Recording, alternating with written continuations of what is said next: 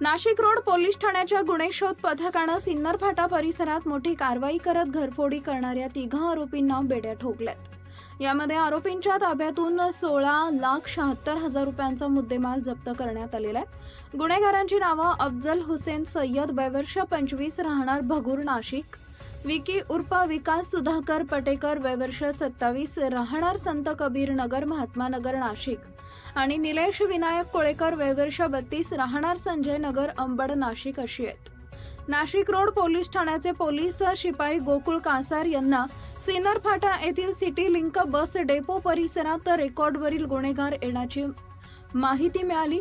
वरिष्ठांच्या मार्गदर्शनाखाली गुन्हे शोध पथकानं सापळा रचला।